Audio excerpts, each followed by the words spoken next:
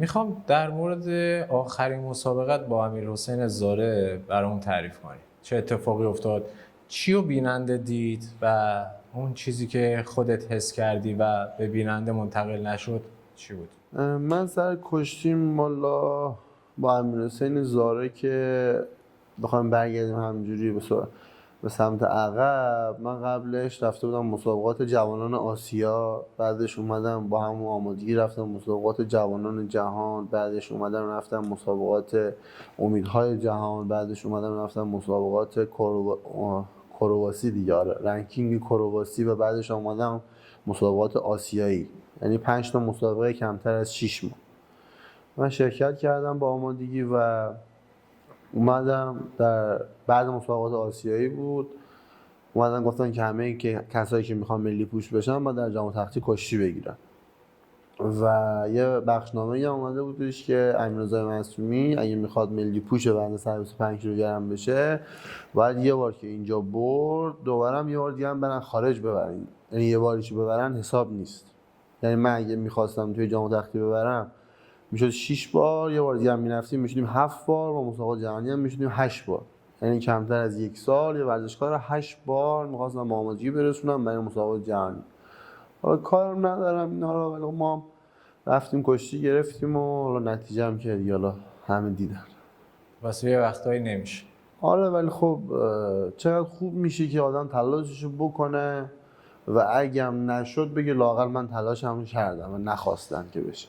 آره، قشنگی تلاش کردن هم همینه دیگه، که شما به این آسوده خاطری برسی که من تلاشمو کردم، حالا دفعه بعد یا بیشتر تلاش میکنم. اون لحظه آخر بیشتر از داور هرس خوردی یا از خودت؟ چون یه واکنشی هم نشون دادی و این واکنشه خب داورای دیگه هم در موردش صحبت کردن و به یک نتیجه هم حالا رسیدن. حالا چقدر خودت؟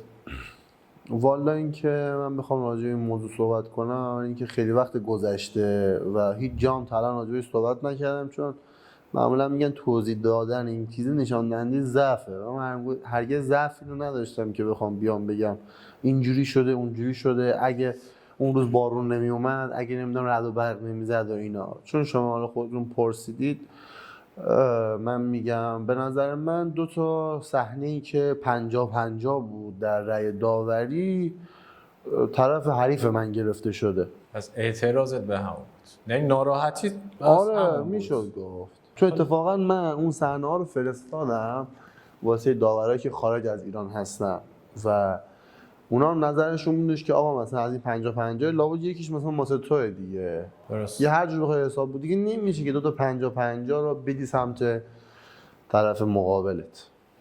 تو فضای مجازی فعالیت میکنی و اکثرا استوریایی که میذاری سوژه داغ رسانه است. آخرین استوری هم که گذاشته بودی این بودش که در مورد شرافت بود. با شرافت باید چه کرد؟ داستانش چی بود؟